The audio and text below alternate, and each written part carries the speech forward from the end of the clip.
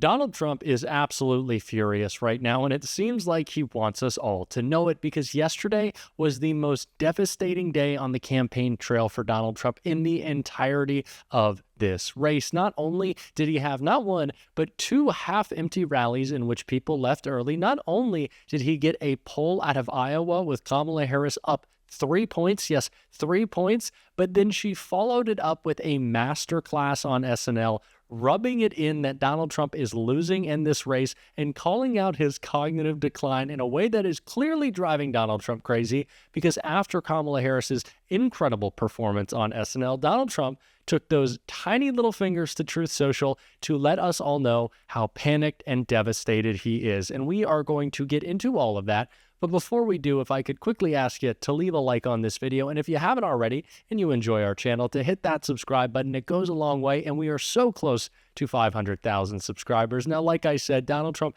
absolutely losing his mind after Kamala Harris's performance on SNL. So before we get into Trump, let's see that performance. Gosh, I wish I could talk to someone who's been in my shoes, you know? A Black, South Asian woman running for president, preferably from the Bay Area.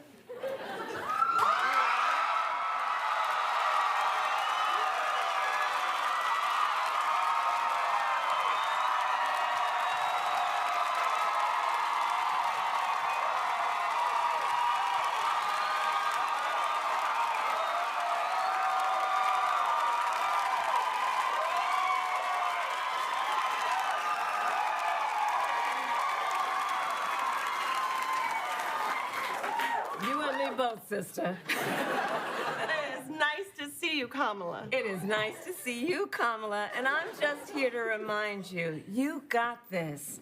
Because you can do something your opponent cannot do. You can open doors.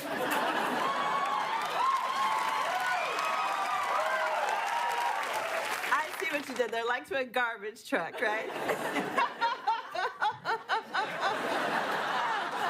I don't really laugh like that, do I? Oh, a little bit. Now, Kamala, take my Pamela. The American people want to stop the chaos. And end the drama.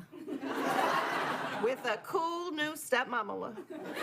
Kick back in our pajamas and watch a rom Kamala. Like Legally Blondula. And start decorating for Christmas. Fa la la la la. Because what do we always say? Keep Kamala and carry on a la.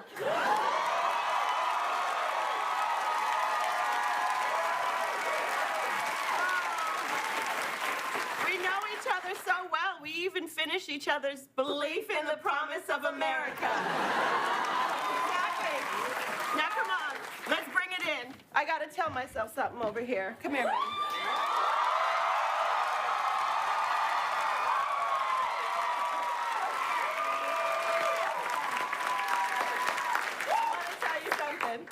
I'm gonna vote for us.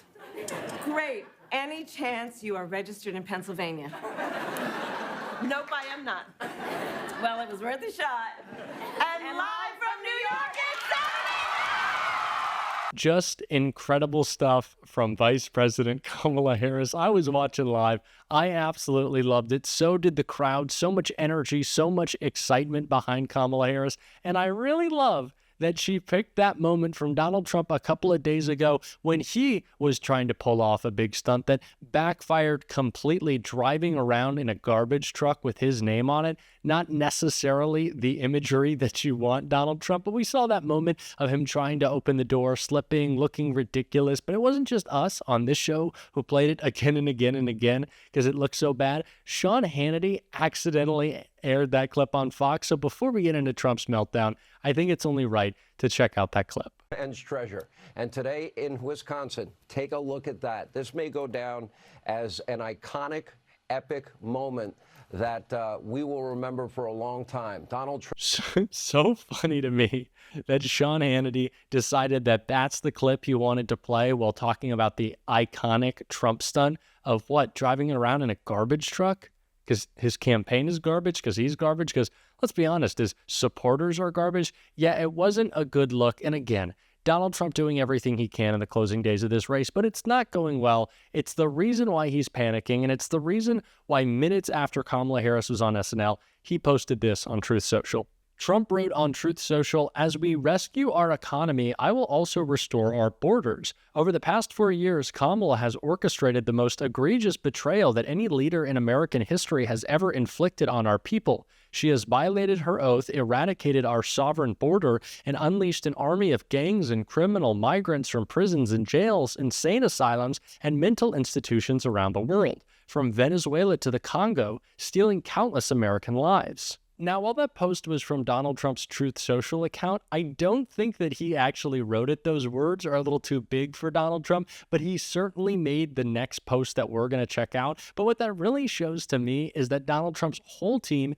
including him, are in a state of utter panic right now. They're trying to respond to that incredible moment from Kamala Harris with some messaging in an attempt to shift the narrative. I don't know. It's never worked for Trump. They can't shift the narrative. It's actually going in the opposite direction that they wanted to. Of course, that's why we saw that poll out of Iowa from Kamala Harris. But the post that I think Donald Trump did actually make was a little bit of polling of his own.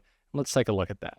So Trump shared this post with a collection of swing state polls from a historically conservatively biased pollster in an attempt to cover up the news of Kamala Harris's big lead in Iowa. Now, this isn't the first time we have seen Donald Trump take to Truth Social to post a bunch of polls when Kamala Harris is skyrocketing, and that is exactly what's happening right now. And it just goes to show how panicked Donald Trump and the entirety of his team are. They're just losing their minds. They are so concerned. They didn't think North Carolina was going to be a swing state to start this race, much less Iowa. And so they were losing it, much like Donald Trump is physically and mentally losing it, which Tim Walz called him out for right here. And by doing this now, we have 20 states, including Arizona, that have Trump abortion bans in place. And now this week, he tells us he's going to put RFK Jr. in charge of women's health.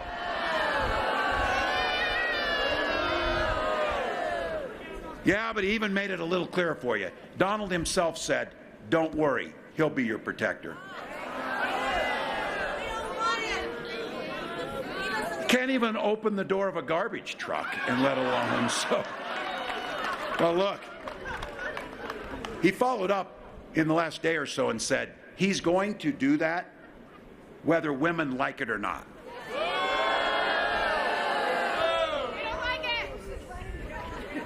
So some of this stuff might be comedy fodder if this guy would go back to just being a buffoon on TV, but he's not. He's asking to be president of the United States again.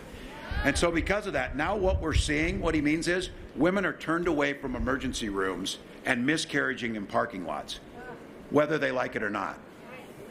Survivors of rape and incest are being forced to carry those pregnancies to term, whether they like it or not. Fertility clinics have turned couples away at the door, whether they like it or not. And for so many of you out here, and for the women here certainly, it's personal. On the fertility side, Gwen and I have talked about our struggle with this. We struggled for years with infertility. Because we had insurance and fertility treatments, we had our beautiful family. I will be damned if anyone will take that from anybody in this country. You're right. I absolutely love that Governor Walz has been going on the offensive to end this campaign. It's the type of energy that we need to close this thing out. It is always Donald Trump who is angry and lashing out. We can't just let him get away with that. He is a bully. He is insecure. And sometimes you gotta hit back a little bit with your messaging against that bully, especially with sensitive issues for Donald Trump, like his crowd size, which Kamala Harris and her team were posting about last night. Economy taken care of, real business take care of, he's gonna have it.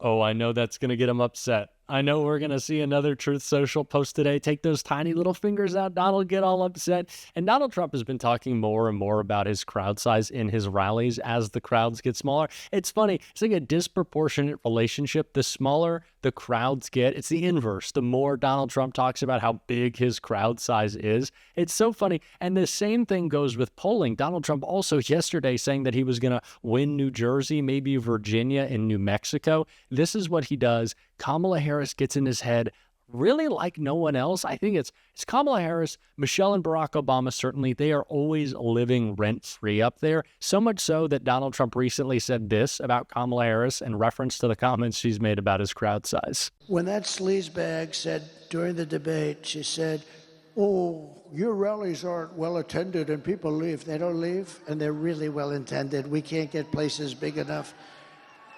That is Donald Trump's closing message, is to call Kamala Harris a sleazebag, the sitting vice president. Okay. Yeah, so conservatives got mad that President Biden said that a disgusting joke told about Puerto Rico when he called it garbage, that was too far. But Donald Trump can call the sitting vice president a sleazebag? I guess that's just the MAGA logic, but certainly not a good closing argument, but a good closing argument. Sounds a lot like this from Kamala Harris.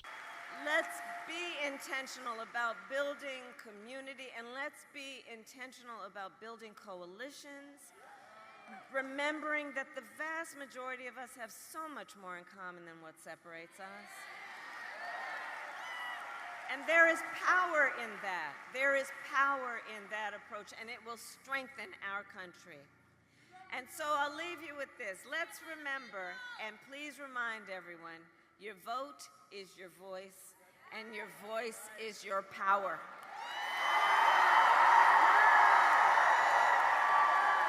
And don't let anyone ever take your power from you.